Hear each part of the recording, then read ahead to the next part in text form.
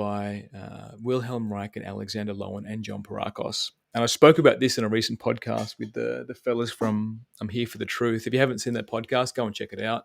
If you don't know where to find it, put it in the comments. I'll put a link in the comments for you. So with lower self work, what we're dealing with is the core primal aspects of what it means to be human. And while there can be this assumption that we always need to aim for the higher self, well, you're a human. So what you're missing out on in the lower self, if you avoid the lower self and just aim for the higher self, is your carnal nature and your instincts. So instincts being honed over a millennia from the amoeba that we grew from, if you subscribe to that, and the instinctual journey to be who we are today, how we've survived. So, in that, the why I see rage work is important is because it restores the connection to our instinctual impulses. And for me, like I know very quickly when I'm in an environment that's not safe or it is safe, relationships, food, driving, conversation. And because I know what my limits are for threat and what real fear, like existential fear, feels like, I can be with people of all walks of life, from all walks of life. The importance of rage work is also it removes passive aggressive communication. So if you're someone who finds themselves communicating with someone who's passive aggressive, then aggressive behavior tends to be an answer for that. It also restores the voice to the wants and needs. So if you're someone who struggles with vocalizing what it is that you want and what it is that you need, rage work gives you access to that inner knowing that what you want is what you want. And the other person can either say yes or no. But if you can't access what it is that you want and what you need, then how are you expected to live your life with fun and vitality and exhilaration? It also alters your essence to be boundaried. Now, I don't know what the scientific explanation is behind this, and sure, there could be some heart math stuff around why this is so. But I found that the more I embodied my ability to be rageful and the wrath and all of the frequencies of rage, people that would want to encroach on my boundaries, there was a limit to how much people wanted to encroach on my boundaries. There was a knowing that I was a dangerous person, and in that danger, there's a respect that cannot be garnished by credentials or nonviolent communication or trying to speak to. No, leave me alone. No, don't come near me. No, in rage work, you embody yourself to be boundaried. And so I can deal with figures of authority fearlessly, whether it's police, FBI, or anyone that comes into my field. I see them as human. I see I see them I see who they are. And that's the advantage. There's no fear. I mean, before I did rage work, I'd be afraid of being around police. I'd be afraid around seeing someone with a weapon, like going to the airport and seeing someone with an M16. Like, I'd be afraid. It's like, now I'm not afraid. I'm not afraid because I can see who they are as humans. And in the instinctual nature, when someone in authority smells fear, they know that you are an unsafe, dangerous person. So there's a distinction here between a dangerous person and an unsafe, dangerous person. So like an ice addict, for example, is an unsafe, dangerous person. The other importance of rage work here is that it connects to the lower self. Now, I mentioned this before, and there's no other way to connect to the lower self. You can't meditate into your lower self. You cannot ice bath your way into your lower self. You can't plant medicine your way into the lower self. The lower self, to consciously go into the lower self, connects you with the primal roots of what it means to be human. And the last thing that I think rage work does is there's a cognitive shift that embraces who we really are at the core. And this is something that you can't journal through. You can't skip this step. It's fundamental if you really want to embrace who you are as an individual and your instinctual nature. And this cognitive shift is similar to what I think astronauts describe as the overview effect. When I'm just going to take another sip of water. When an astronaut views the Earth from space, there's a cognitive shift of who we are as people and what the Earth is and what it means to us. And if you don't know what the overview effect is, go and pencil mark it to Google it later. Now, the dangers in rage work are, without supervision, it increases the sensitivity to react in anger. And there's studies that were done on this where they took people through just naturally expressing their anger. And what it showed was that these people just get even more angrier. And there's a distinction here between just getting angry and lower self-work, where in the lower self-work, and I'll detail this further. So if you stick around, you'll get all these the lessons and the learnings that I've got from this work. When you're just doing anger work, you don't touch into what's the core injury, why it's there. And sometimes this can take layers of peeling back as to why you react the way that you react, or why are you not reacting the way that you're not reacting. So without supervision, it increases the sensitivity to react in anger. Now, without supervision, you also might not go deep enough into the event. So there's an institution that does like rage work, and you learn your own skills, and they also do tantric work as well. What I found was you take away these skills, but then without supervision, it's academic. It's a bit of a indulgence in your emotions instead of unpacking why you're feeling what you're feeling. You just kind of express it. And I see this where you just express it, you just get it out of your system, which, sure, you can do that. However, it will overcharge injuries. So without a schema or a map or a plan of what's really going on in the individual, you can overcharge injuries where, for example, if you have a schizoidal type, and if you don't know what a schizoidal type is, check out my podcast, jump into my private group. I speak about the schizoid type, where the schizoid has what's known as, in characterology, upward displacement. So whenever they feel triggered, they go into their head. Whenever they feel threatened, they go into their head. How they try and self-regulate is usually through meditation, or they think vipassana and other techniques like that are going to help them in their journey of equanimity. What they don't understand is that there is a rage and terror inside of their body that's been activated, and if you don't know how to move through that and integrate it and regulate the central nervous system in this spiraling this spiraling of sensation, then you just overcharge. And so the default defense of going into the head and trying to meditate and trying to breathe your way through all this terror and rage just becomes your norm.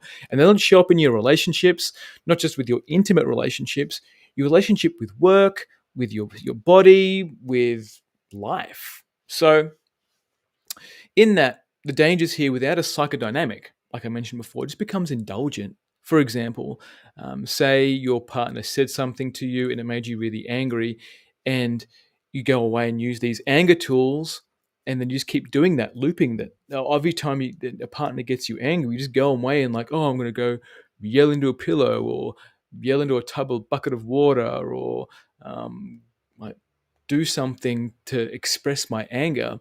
It just overcharges the injury. There's something much deeper inside of that which you need to challenge and interrogate in order to get the real benefits. Now, pause, breath, water.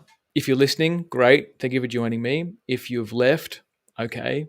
And if you've got some questions, then ask me some in the comments. Now, the next piece here is rage. Because it's such a primal feeling, it summons suppressed vitality to rewrite instinct injury. Now, Alexander Lowen, Wilhelm Reich, and John Parakos discovered that in order to restore the body to the most natural state, the body needed to be excited. And in that excitement, that's where instant injury can be repaired. Now, I think I mentioned this before, I'm not sure. The more embodied an individual becomes with their rage, the more they can hear when someone's holding back or intellectually screaming. And this is when someone takes these home techniques and starts using them at home without supervision. This is what can play out is they don't go deep enough into their primal nature to restore. It becomes a service level thing. So being witnessed and the shame and the humiliation of getting angry, for example, when you're witnessed in that and loved through that, that's where the healing can occur. So someone who's more embodied, like myself, humble brag, not so humble brag, you can hear someone yelling from the throat, from the chest, the belly, and the groin. So when I've done body work on people before and I ask them to scream or cry out, if they're monotone or if they're not connecting to their body, I can hear it. You can hear it when someone's not connected to their body. Now, in rage work, the more body that you use, the more embodied an individual becomes. So, for me, when I first started, there were full body exercises. So, like I was stomping, I was kicking, I was hitting, and the voice is really important here. So, what can show up in some of the rage work that I've done is the person holds their breath while they're hitting or kicking or stomping, so the vocalization is really, really important. So, like I mentioned, rage is a full body experience, and his palms are sweaty, knees weak, arms are heavy. There's vomit on his sweater already. Mum spaghetti. In that, every individual is different. And what's important here is when you don't use the whole body, you just overcharge a particular area. And in the context of vomit, what can also show up, this is why I love this work because it's real, is when you excite the body, particularly for a masochist. And if you don't know what a masochist is, go into my private group, check out my podcasts. I speak about the masochistic injury. Like the schizoid, there's a masochistic injury. The masochist has an overcharge in the belly, and what can show up there is disgust. So with the rage work, what shows up is this core injury of self-disgust or disgust towards a parent or someone, a disgust towards someone who was sexually violated. And this emotion, this disgust is in the body. And what happens is it gets suppressed from the humiliation and societal conditioning and instinct injury in those moments of self-betrayal where our body was the innocence was taken from us in those moments, or our body autonomy was removed, and there is disgust that is created in that moment, which needs to be acknowledged, expressed, felt, and then reconciled. So, this whole concept again, I'll throw something else in here, is like if you spot it, you've got it.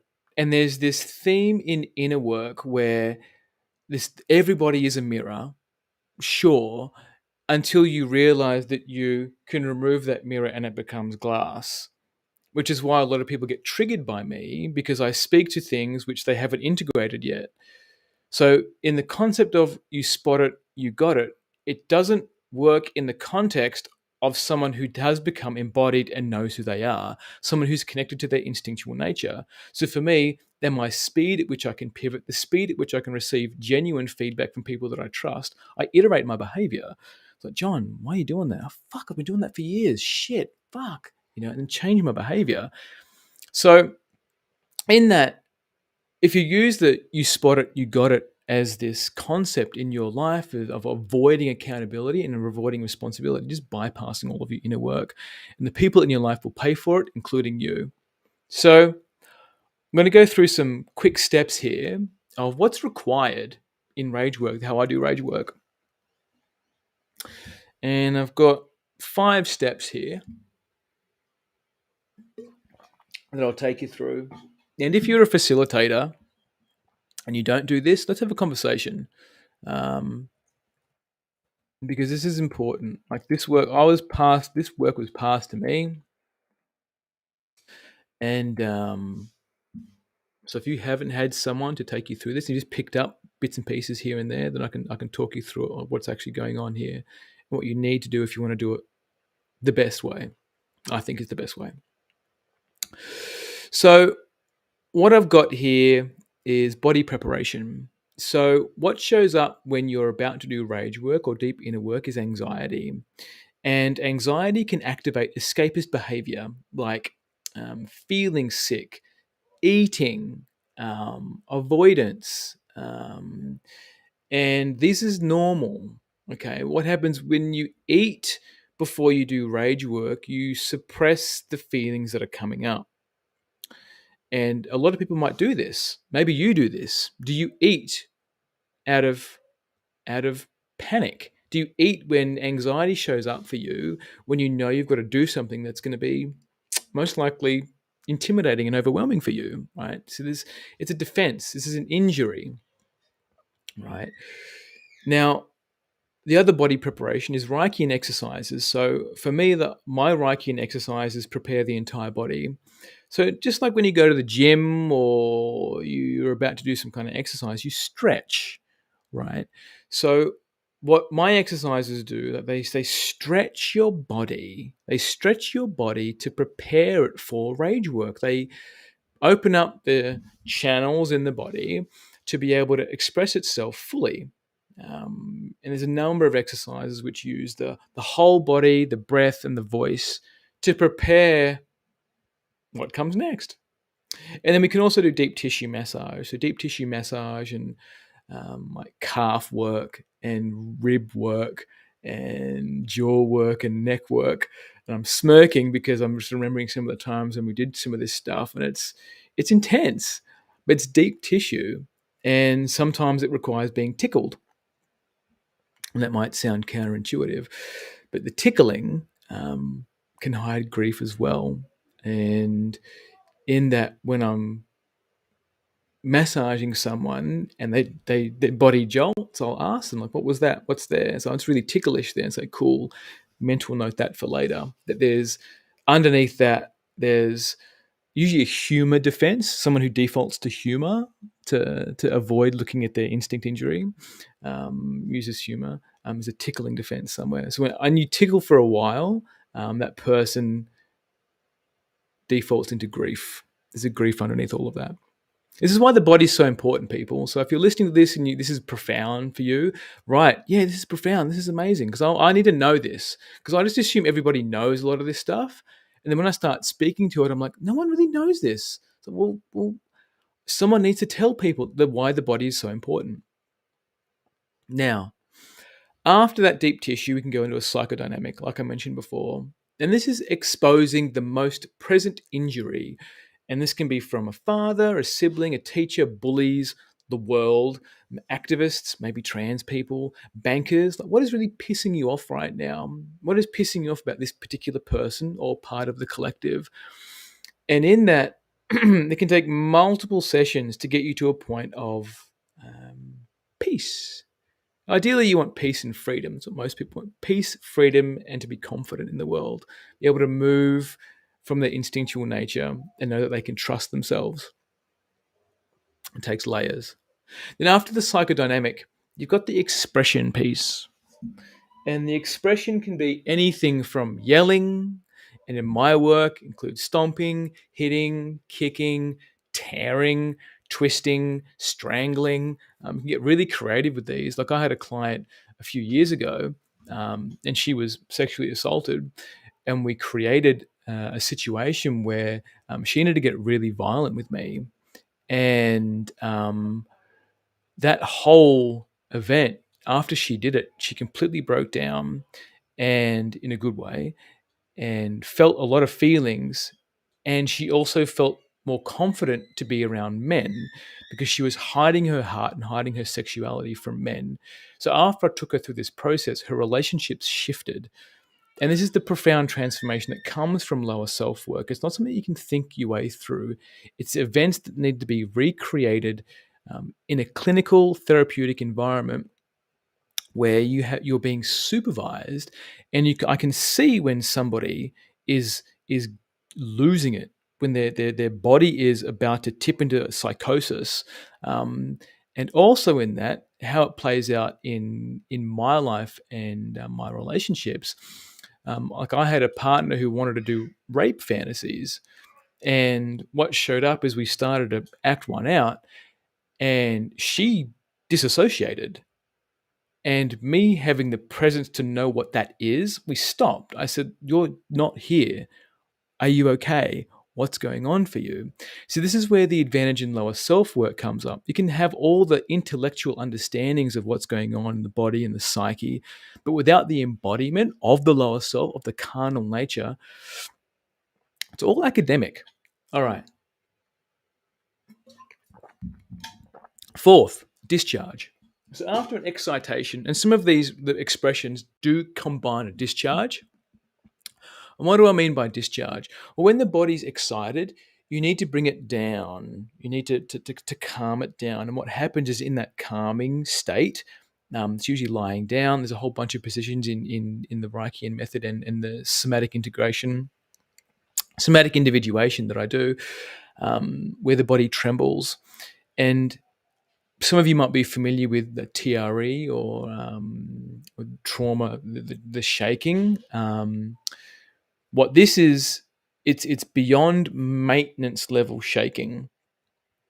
So because you've excited the body and you're dropping it down into a state of regulation, grief comes up. Like the body trembles, and then you can cry. You can cry like you've never cried before. And because your body is so excited, the healing that occurs is beyond what you can do by yourself because you're being witnessed. So there's the acceptance from group piece when you're witnessed, acceptance by other people when you're witnessed. So individuals that love doing work by themselves don't get this healing, which is why their shit shows up in their relationships.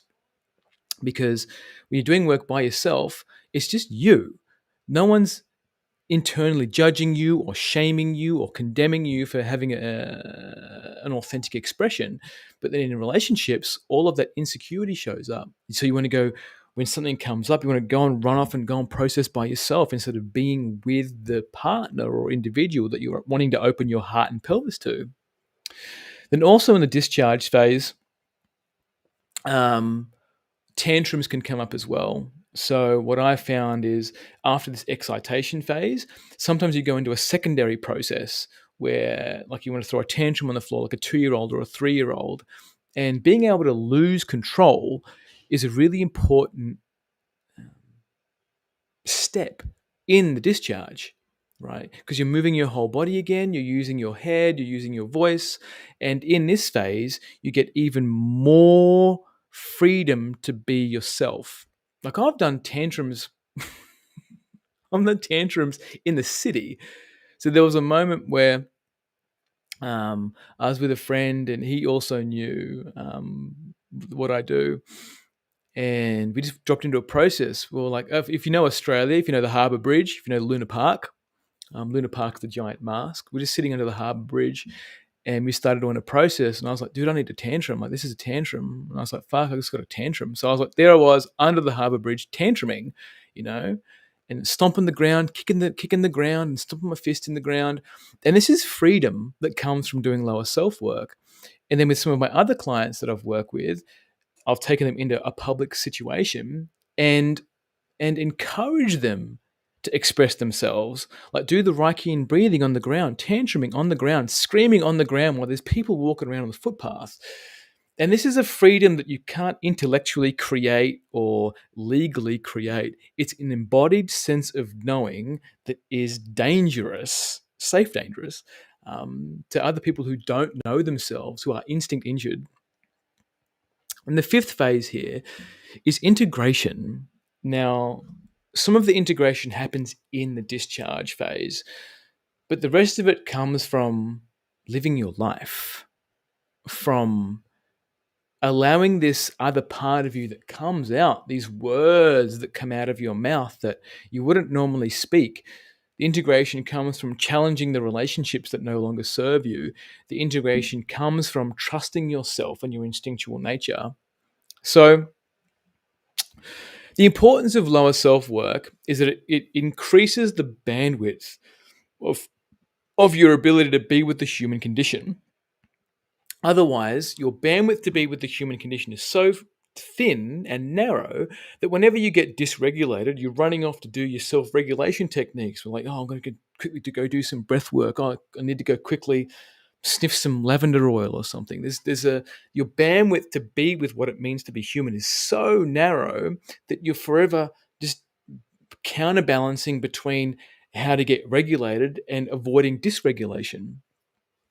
That's why a lot of people get stuck in the loop of the spiritual bypassing, because there's tools and technologies there that work up until a point, and that point is relationships. That's all I have to say about that. Now, like I mentioned before, I do speak a lot about this in my podcasts, on my YouTube, on Spotify. I spoke about some of this in the Here for the Truth podcast. It was amazing. Also, I hear some of these guys they're going to have one of my favorite dudes on there coming up soon. I don't know if I won't drop it because it hasn't been dropped by those guys. But check out their podcast. It's really, really, really good. And they speak to the shadow, they speak to archetypes, they speak to the human condition, just all that juicy stuff that I love, which I think is really important for us to move forward as a race and a species. So hopefully all of this has been super beneficial to all of you. Oh, wait, comments. Here we go.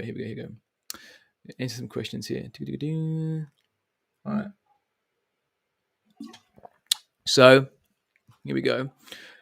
Tickle, long time leads to grief. So obvious why I haven't realized that before. I've had that. It's profound. Yeah. Yeah, you're welcome. You're welcome. Yeah, tickling does lead to grief. And I've had examples where we had to hold a guy down and tickle him. And of course we asked for permission, but this is a big boy. He used to do jujitsu. He still does jujitsu. And we needed to tickle him. And so we had 4 dudes holding him down and 1 person tickling him. And just so armored that he couldn't cry, he couldn't feel. And you can see it in someone when they armor up. Their whole body contorts, their eyes change, their jaw tenses. You can just see that I'm gonna go full Super Saiyan, full. You're not getting in here. You're not getting into my heart. And next question. Here we go. What about someone who isn't ticklish? I'm not doing rage work with clients. Light shibari, energy, light language, sensually stimulate. After the session yesterday, my client shared about how his mother asked him to touch her breast when he was 8. Okay. All right. That's a good question. So what I'm hearing for that particular, let's leave that question up. What I'm hearing for that particular client, yeah, wow, that's a really good one. So what I'm hearing with this one is there's a simultaneous joy and disgust. And this is what happens with the double bind with a lot of this lower self work, is you have a part of you that really enjoyed what happened to you and a part of you that is disgusted and hated what happened to you. So for this particular guy, it's about expressing what's really there towards his mum.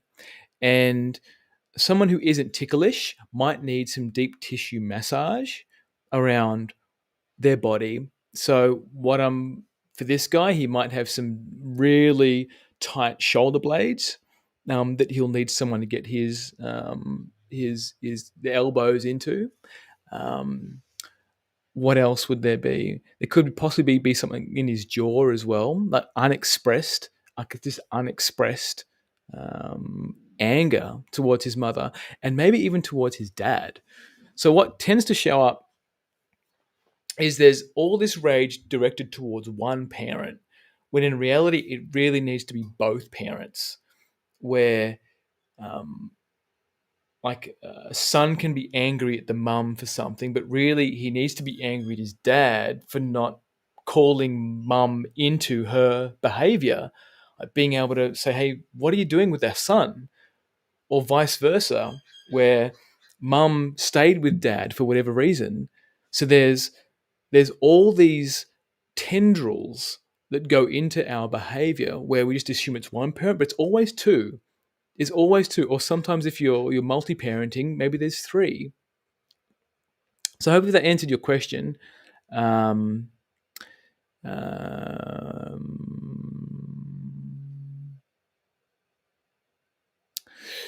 so if someone's not ticklish, that's okay. They're just not ticklish. But I'd also get them to do some deep tissue massage as well. What else is there? That's it. So thank you all for listening. I really appreciate the questions. And I'll double check the comments and put some other stuff in the comments. Can I put stuff in the comments here? No, well, let me do it. Can only do YouTube.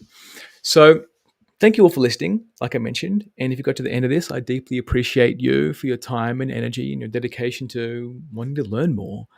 And if you want to learn more, jump into my private group. If you feel like you want to work with me, send me a DM, let's start a conversation. And if you're curious, start a conversation. Otherwise, check out all my free stuff, including my podcasts. Like, I love sharing this work, and I think it really speaks to the human condition. And we all just want to really want to be loved. And lower self-work helps create space to be even more loved because we embrace the whole spectrum of what it means to be human. All right. Mad love to all of you. And I'll see you in the next one.